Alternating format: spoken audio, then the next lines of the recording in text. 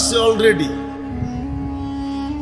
যারা পেটের টানে সারাদিন একবারও আল্লাহ বলতে পারে নাই, ওদের জন্যই ঘোষণা নিয়ে চলে আসছে, হাল মিন মুস্তাগফির ফাগফির লাহ।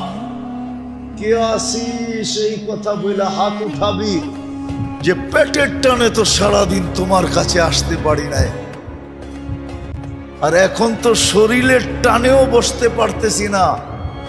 শরীর চায় ঘুম, শরীর চায় বিছনা, শরীর চায় আরাম।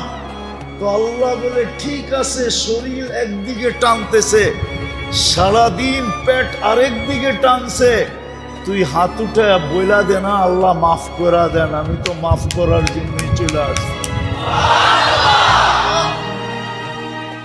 কিন্তু আফসোস তো আমার মজমার উপর, একজনও তো ঘুমানোর সময় এই কথা বইলা ঘুমায় না যে সারাদিন পেটের টানে, আর এখন হলো শরীরের টানে। একটুও দাঁড়াইতে পারি নাই, একটুও বসতে পারি নাই, কমসে কম হাত উঠাই ঘুমায় গেলাম।